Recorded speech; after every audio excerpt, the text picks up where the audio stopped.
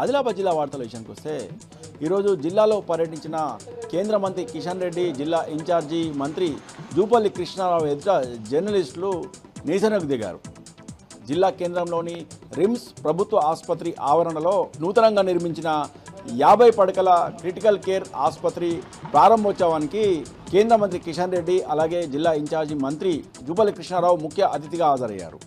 అయితే డిపిఆర్ఓ ద్వారా ఆహ్వానం అందుకున్న మీడియా కవరేజ్ కోసం వెళ్ళగా మీడియాను పోలీసులు అడ్డుకున్నారు.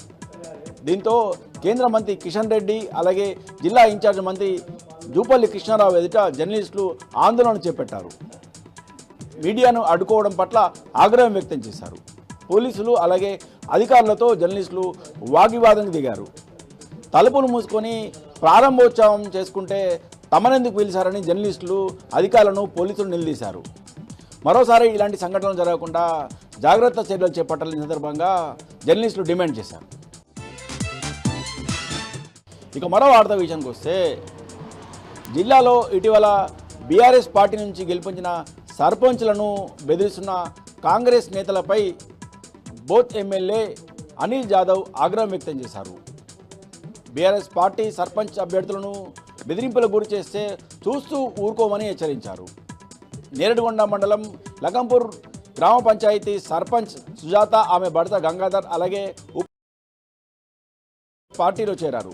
బీఆర్ఎస్ పార్టీలో చేరిన సర్పంచ్ ఉప సర్పంచ్లకు గులాబీ కండువా కప్పి బీఆర్ఎస్ పార్టీలోకి ఆహ్వానించారు బోత్ ఎమ్మెల్యే అనిల్ జాదవ్.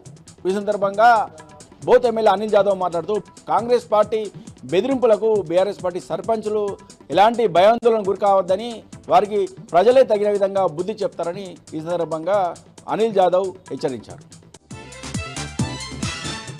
ఇక నిర్మల్ జిల్లా వార్తల విషయానికి వస్తే ఖానాపూర్ మండలం సింగాపూర్ గ్రామానికి చెందిన కాంగ్రెస్ బీజేపీకి చెందిన పలువురు కాంగ్రెస్ నాయకులు, బీజేపీ నాయకులు, కార్యకర్తలు పెద్ద మొత్తంలో బీఆర్ఎస్ పార్టీలో చేరారు. బీఆర్ఎస్ పార్టీలో చేరిన కాంగ్రెస్ బీజేపీ నాయకులు, కార్యకర్తలకు ఖానాపూర్ నియోజకవర్గం బీఆర్ఎస్ పార్టీ ఇన్ఛార్జి జాన్సన్ నాయక్ గులాబీ కండువా కప్పి వారిని పార్టీలోకి ఆహ్వానించారు. ఈ సందర్భంగా జాన్సన్ నాయక్ మాట్లాడుతూ గత 10 ఏళ్ల కాలంలో కేసీఆర్ నాయకత్వంలో బీఆర్ఎస్ ప్రభుత్వం చేపట్టిన సంక్షేమ అభివృద్ధి పథకాలను గ్రామాలలో ఇప్పటికీ గుర్తు చేసుకుంటున్నారని, ఇప్పటికిప్పుడు అసెంబ్లీ ఎన్నికలు వస్తే బీఆర్ఎస్ పార్టీ బంపర్ మెజారిటీతో రాష్ట్రంలో గెలిచి తిరిగి అధికారంలోకి వస్తుందని చెప్పారు.